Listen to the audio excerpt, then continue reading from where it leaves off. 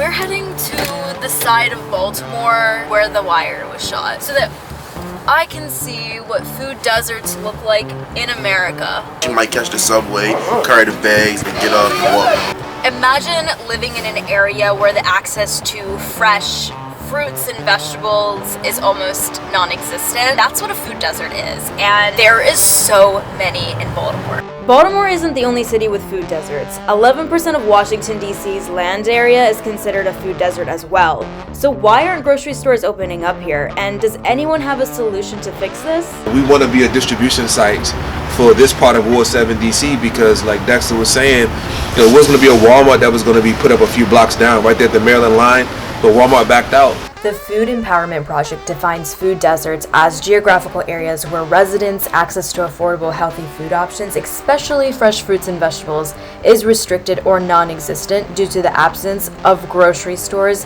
within a convenient traveling distance. Baltimore is just so weird because you have like these beautiful neighborhoods that are vibrant, filled with people and community, and then you go a couple blocks up north or west or east and it's vacant, like totally vacant. Baltimore has a reputation, but so much of the beauty gets overlooked from that reputation.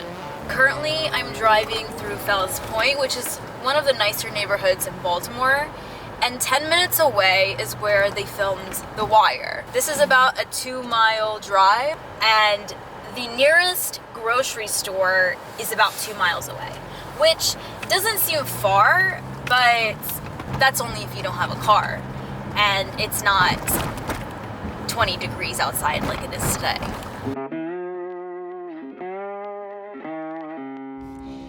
I'm here in West Baltimore, and the first thing I noticed was the corner stores were caged with plexiglass.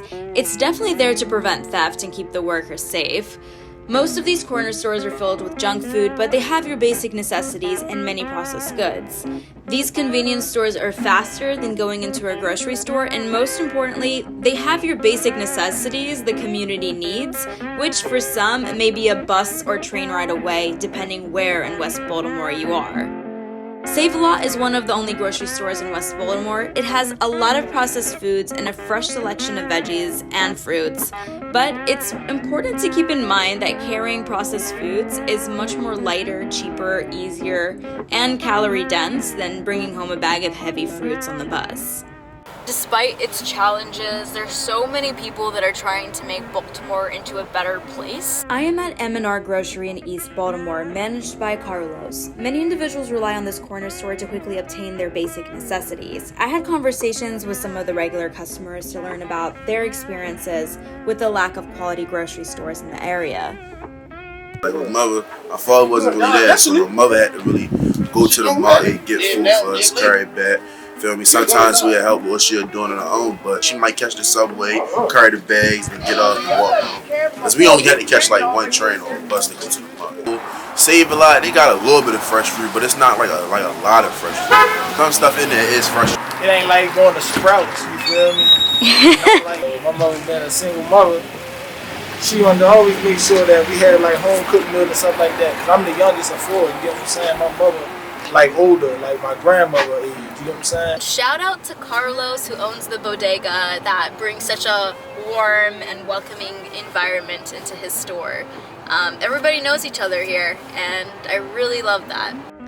Opening grocery stores in high-crime areas is challenging due to theft impacting profits. In a capitalist society, convincing corporations to invest in these areas is difficult. But some U.S. leaders have proposed city-owned grocery stores as a solution for food deserts, which could help the issue in Baltimore. But it's still yet to happen.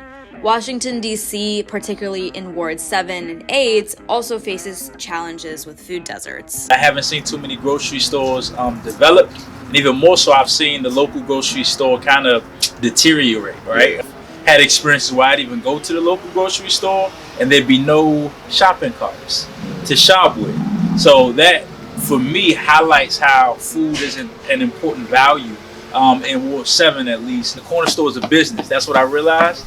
So they're not in the business of, you know, healthy food eating or healthy diets for the people, for the neighborhood, but it's more so to sell what the neighborhood likes, or particularly sell what the kids enjoy. But it is challenging when like the steps you have to take to reach those other options. It makes it a hard sell to not just go to your local corner store and give them your money because it's quick. The building is not going to be called Revolution Church. It's going to be called the Lighthouse Community Center. So with that community center, we're going to have a grocery distribution, free groceries. We have a connect with Amazon, with another pastor, Pastor Will Stroman of Urban Outreach. And we have access to all types of frozen protein, meat, seafood, beef, canned goods, fresh produce from local farmers. And we want to be a distribution site for this part of Ward 7 DC because, like Dexter was saying, it wasn't going to be a Walmart that was going to be put up a few blocks down right there at the Maryland line.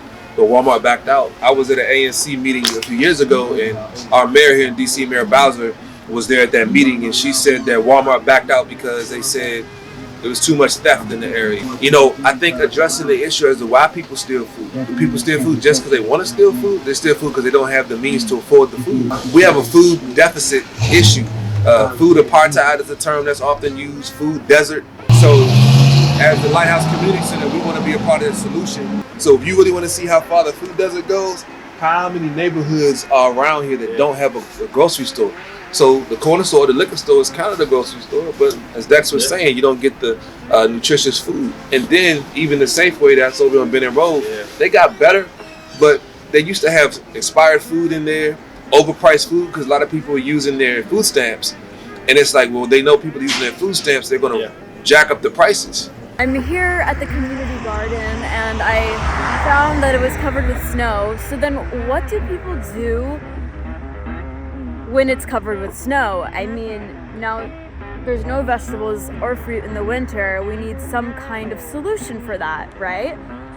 This is a great solution for the summertime and maybe the spring and a bit of the fall, but what about the winter?